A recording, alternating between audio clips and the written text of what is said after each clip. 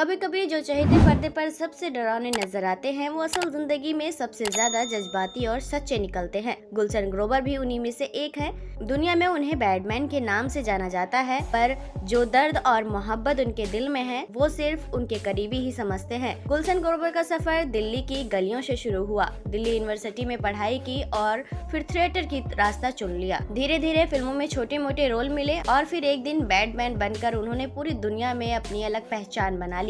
लेकिन professional life की चमक दमक के पीछे उनकी निजी जिंदगी में एक अलग ही कहानी चल रही थी। 1998 में गुलशन ग्रोवर ने फिलोमिना से शादी की थी। शादी के शुरुआती दिन खुशियों से भरे थे, लेकिन जैसे जैसे वक्त बीता दरारें पड़ने लगी और आखिरकार 2001 में दोनों अलग हो गए।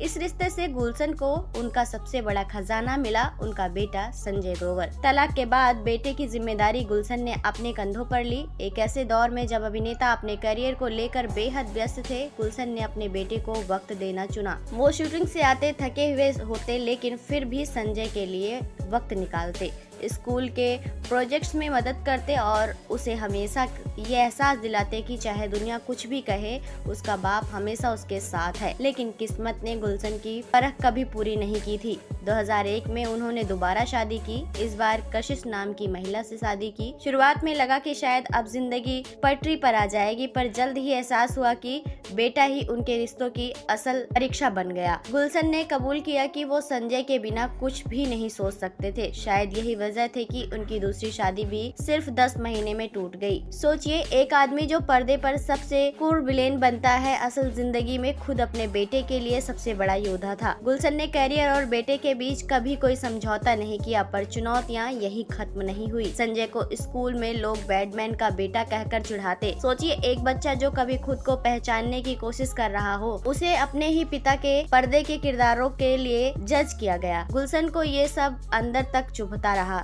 लेकिन उन्होंने अपने बेटे को समझाया, संजू, ये सब किरदार है। जैसे स्कूल में तुम कभी राजा बनते हो, कभी सैनिक, पापा भी वैसे ही रोल करते हैं। असली इंसान का दिल देखना चाहिए, किरदार नहीं। गुलशन ग्रोवर का यही नजरिया था जिसने संजय को मजबूत बनाया। आज संजय ग्रोवर एक सफल प्रोड्यूसर हैं, MGM जैसे हॉलीवुड स्टूडियो में काम कर चुका है और अब भारत लौटकर अपनी पहचान बना रहे हैं।